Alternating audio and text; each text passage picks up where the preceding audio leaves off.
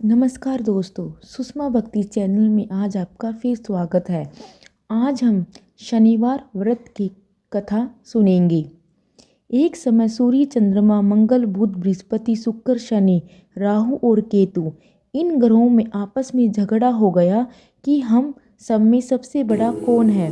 सब अपने आप को बड़ा कहते हैं। जब आपस में कोई निश्चय न हो सका तो सबके सब आपस में झगड़ते हुए इंद्र के पास गए और कहने लगे कि आप देवताओं के राजा हो, इसलिए आप हमारा न्याय करके बताओ कि हम 9 ग्रहों में सबसे बड़ा कौन है। राजा इंद्र इनका प्रश्न सुनकर घबरा गए और कहने लगे, मुझमें यह सामर्थ्य नहीं है कि जो किसी को बड़ा या छोटा बताऊं। मैं अपने मुख से कुछ नहीं कह सकता। हाँ, एक उपाय हो सकता है। इस समय पृथ्वी पर राजा विक्रमादित्य दूसरे के दुखों का निवारण करने आए हैं, इसलिए तुम सब मिलकर उन्हीं के पास जाओ, वही तुम्हारे दुखों का निवारण करेंगे। ऐसा वचन सुनकर सभी ग्रह देवता चलकर भूलोक में राजा विक्रमादित्य की सभा में जाकर उपस्थित हुए और अपना प्रश्न राजा के सामने रखा। राजा उनकी बात सुनकर बड़ी चिंता में पड़ गए कि मैं अपने मुख से किसको बड़ा और किसको छोटा बताऊं। जिसको छोटा बताऊंगा वही क्रोध करेगा। परंतु उनका झगड़ा निपटाने के लिए वह एक उपाय सोचा। सोना, चांदी, कांसा, पित्तल, सीसा, रांगा, जस्ता, अभ्रक और लोहा 90 धातुओं के 9 आसन बनवाए। सब आसनों के क्रम से जैसे सोना सबसे पहले और लोहा सबसे पीछे बिछाए गए।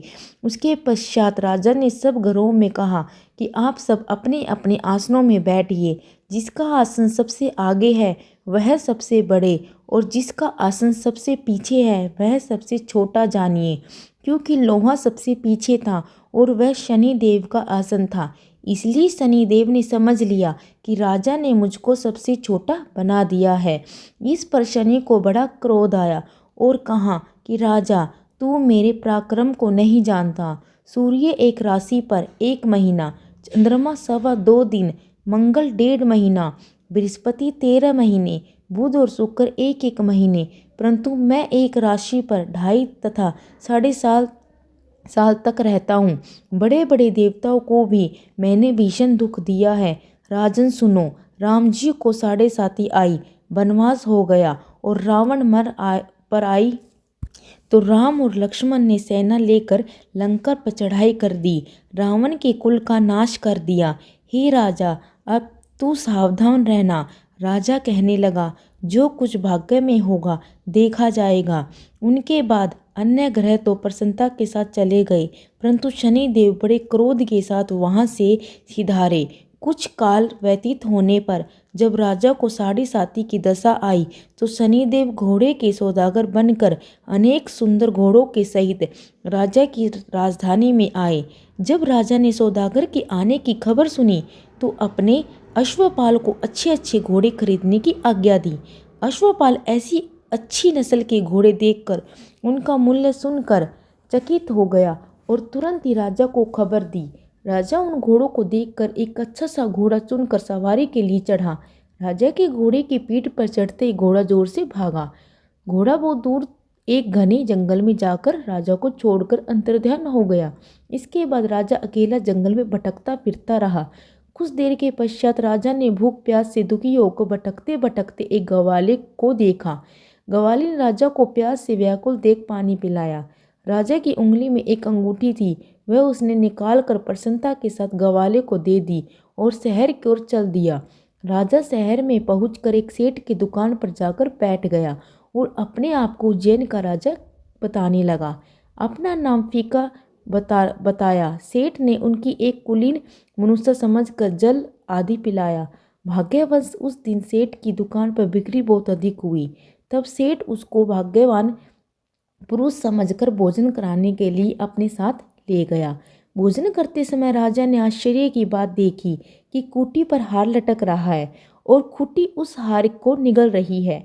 भोजन के पश्चात कमरे में आने पर जब सेठ को कमरे में हार न मिला तो उसने यही निश्चय किया कि सिवाल फीका के और कोई इस कमरे में नहीं आया, अतः अवश्य ही उसी ने हार चोरी किया है। परंतु फीका ने हार लेने के से मना कर दिया। इस पर 5-7 आदमी इकट्ठे होकर उसको फौजदार के पास लाए। फौजदार ने उसको राजा के सामने उपस्थित कर दिया और कहा, ये आदमी तो भला प्रतीत होता है, चोर मालूम नहीं होता, परंतु सेठ का कहना है इसके सिवाय और कोई घर में आया नहीं, अवश्य इसी ने चोरी की।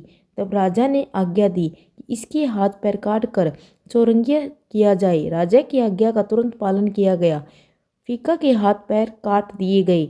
इस प्रकार कुछ काल व्यतीत होने पर एक तेली उसको अपने घर ले गया और कोलू पर उसको बिठा दिया। फीका उस पर बैठकर अपनी जबान से बैल हाँकता रहा। शनि की दशा समाप्त हो गई और एक रात को वर्षा ऋतु के समय वह मल्हार राग गाने लगा। उसका गाना सुन उस शहर के राजा की कन्या उस राग पर मोहित हो गई।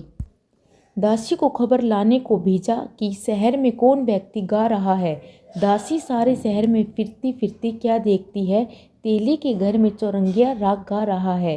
दासी ने महल में आकर राजकुमारी को सब वृत्तांत सुना दिया।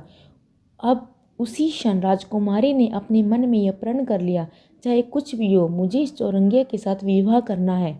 प्रातःकाल होते ही जब दासी ने राजकुमारी को जगाना चाहा तो राजकुमारी अंशुमन व्रत लेकर पड़ी रही। तब दासी ने रानी के पास जाकर राजकुमारी के न उठने का वृत्तांत कहा। रानी ने तुरंत ही वहां पर आकर राजकुमारी को जगाया और उसके दुख का कारण पूछा। तो राजकुमारी ने कहा, माता जी, मैंने ये प्रण कर लिया कि मैं तेली के घर में जो चौरंगिया है उसी के साथ विवाह करूंगी। माता ने कहा, पगली, ये क्या बात कर रही है? तेरा किसी देश के राजा के साथ विवाह किया जाएगा। कन्या कहने लगी कि माता जी, मैं अपना प्रण कभी नहीं छोड़ूंगी। माता ने चिंतित होकर यह बात राजा को बताई। तब राजा ने भी आकर समझाया कि मैं अभी देशांतर में अपने दूत भेजकर सुयोग रूपवान एक बड़े से बड़े गुणी राजकुमार के साथ तुम्हारा विवाह कराऊंगा। ऐसी बातों को कभी नहीं विचारनी चाहिए। कन्या ने कहा, पिताजी, मैं अपने प्राण त्याग दूंगी, दूसरे से विवाह नहीं करूंगी। इतना सुनकर राजा ने क्रोध में कहा, यदि तेरे भाग्य में ऐसा ही लिखा है तो जैसी तेरी इच्छा हो वैसा कर। राजा ने तेली को बुलाकर कहा कि तेरे घर में जो चौरंगिया है उसके साथ मैं अपनी कन्या का विवाह करना चाहता हूँ। तेली ने कहा कि यह कैसे हो सकता है? कहाँ आप हमारे राजा, कहाँ ये एक नीच तेली? परंतु राजा ने कहा कि भाग्य में लिखे को कोई टाल नहीं सकता, अपने घर जाकर विवाह की तैयारी करो।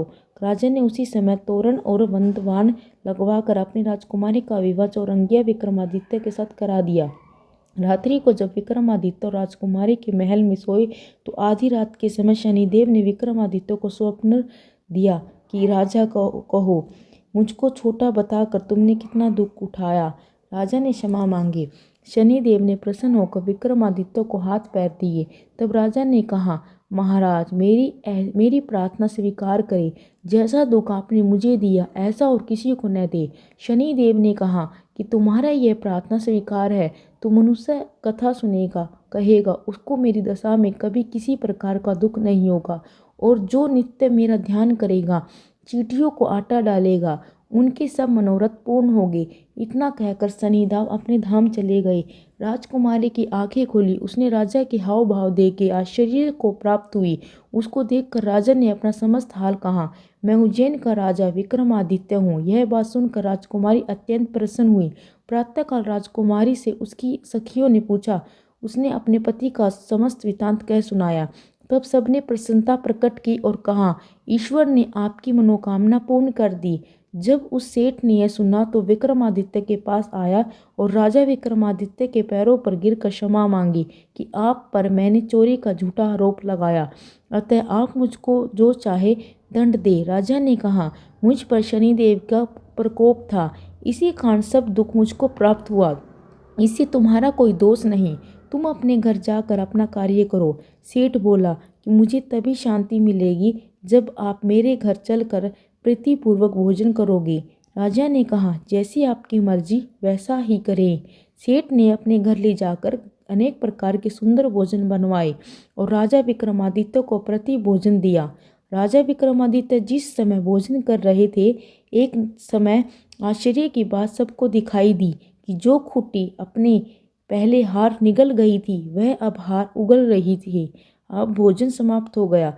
सेठ ने हाथ जोड़कर बहुत से मोहरे राजा को भेंट की और कहा कि मेरे श्री कुंवारी नामक एक कन्या है, उसका प्राणी ग्रह आपके साथ करना चाहता हूँ। इसके साथ सेठ ने अपनी कन्या का विवाह राजा के साथ कर दिया। बहुत सा दान दहेज देकर विदा किया। इस प्रकार कुछ समय तक वहाँ निवास करने के पश्चात विक्रमादित्य ने शहर के राजा से कहा कि अब मेरी उज्जैन जाने की इच्छा है। फिर कुछ दिन के बाद विदा लेकर राजकुमारी मनभावनी, सेठ की कन्या श्री कवरी, अनेक दास दासी, रथ पालकिया सहित विक्रमादित्य उज्जैन की तरफ चले। जब शहर के निकट पहुँचे, पूर्ववासियों ने राजा के आने का संवाद सुना तो समस्त उज्जैन की प्रजा अगवाने के लिए आई। अब तभी प्रसन्नता से राजा अपने महल में पधारे। सारे शहर में बड़ा भारी महोत्सव बनाया गया और रात्रि को दीपमाला की गई। दूसरे दिन राजा ने शहर से ये घोषणा कराई, शनि देवता सब ग्रहों में सर्वोपरि है। मैंने इसको छोटा बतलाया, इसी से मुझको ये दुख प्राप्त हुआ। इस कारण सारे शहर में सदा शनिदेव की पूजा और कथा होनी चाहिए। राजा और प्रजा अनेक प्रकार की सुख भोगती रही। जो कोई शनिदेव की इस कथा को सुनता है, पढ़ता है, शनिदेव की कृपा से उसके सब दुख दूर हो जाते हैं। शनिदेव की कथा को व्रत करने के दिन पश्चात अवश्य पढ़ना चाहिए।